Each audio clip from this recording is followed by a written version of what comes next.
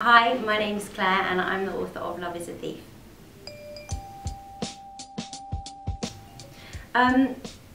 Quite literally, I was that girl. I turned 30, I'd broken up with the boy that I thought I was going to marry, and I just thought, this is it, I'm going to be alone for the rest of my life.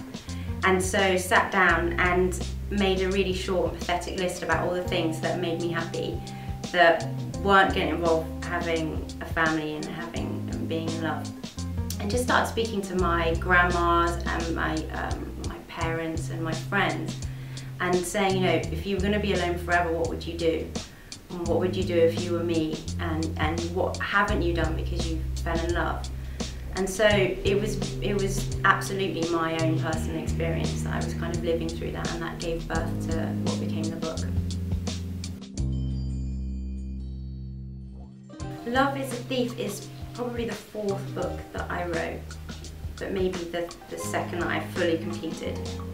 But I have always, since I was young, written down my thoughts and feelings in a very unstructured way.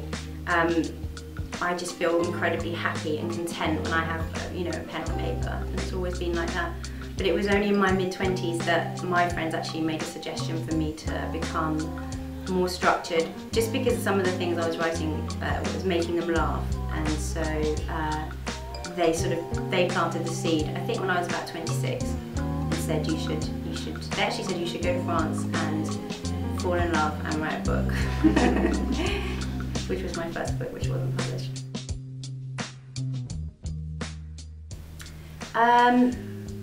How I write really depends on my circumstances. For the majority of my life I've been writing while I have a full-time job, and so I have to catch moments on a train or in my lunch break or before work, or I use my annual holiday to write.